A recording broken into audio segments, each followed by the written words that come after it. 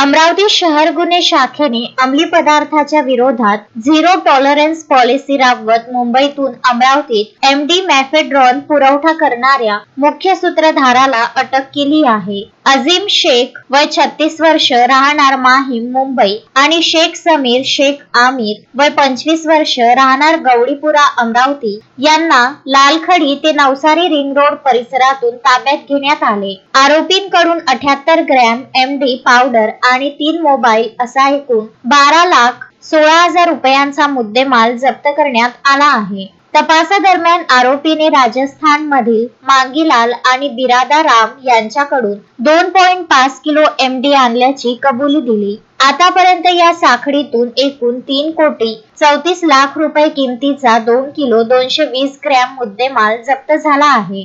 कुर्ला मुंबई येथील सत्यम गणेश सोनवणे या अन्य एका मुख्य सूत्रधारालाही गुन्हे शाखेने ताब्यात घेतले आहे.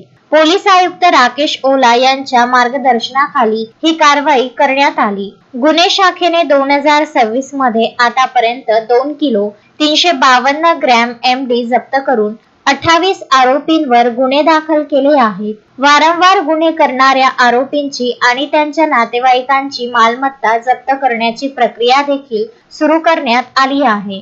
शोएब खान, विदर्भ न्यूज, अमरावती.